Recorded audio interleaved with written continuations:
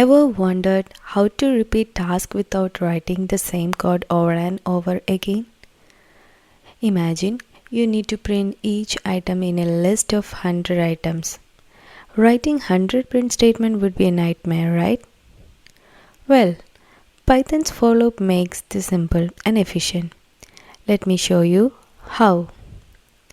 A for loop in Python allows you to repeat a block of code multiple times, which is incredibly useful when working with lists, strings, and other collections. It is a powerful tool that makes your code cleaner and save your time. So, what exactly is for loop? A for loop is a way to iterate over a sequence of items like list, tuple, or string.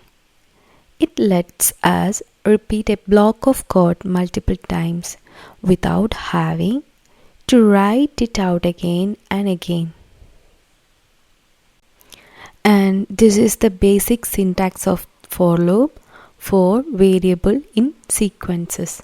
For is the keyword initiate the loop. Variable that represent each element in the collection as you loop through it. In sequence is specify the collection you are looping through like list or range.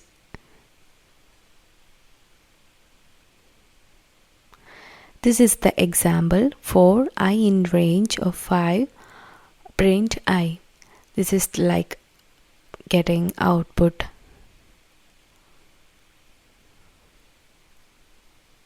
In this section, I will walk you through the step-by-step process of how for loop operates in Python.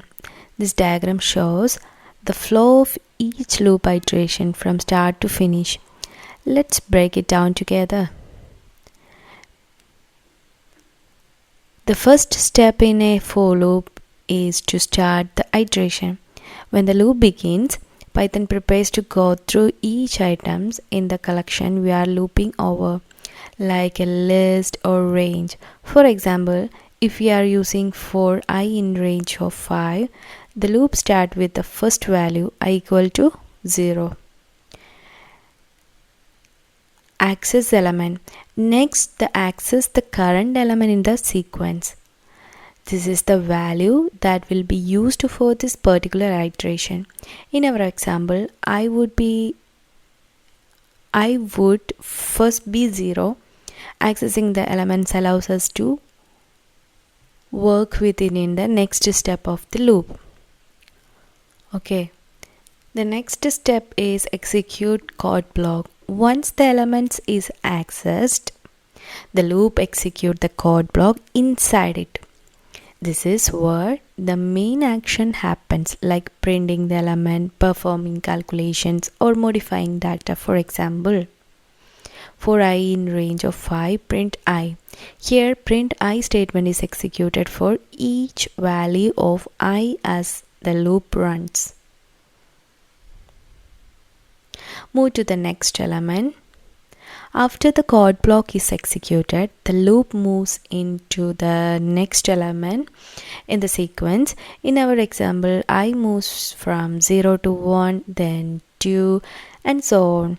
Python automatically updates the loop variable to the next item in the collection, getting ready for the next iteration. The last step is end iteration. Finally, the loop checks if it has reached the end of the sequence. If there are more elements, it goes back to start iterations to repeat the process. If there are no more elements, the loop ends and Python exits the for loop. Okay, just recap this loop cycle. So first one is start iteration. The loop begins with the first element. Next is access element. The loop retrieves the current elements in the sequence. Next one is execute the code block. The loop runs the code inside it, doing whatever action you have specified.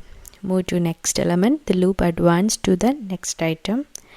End iteration, the loop checks if there are more elements and repeat if needed. The cycle continues until all elements are processed. This structure allows for loops to repeat action easily and consistently across the collection of items.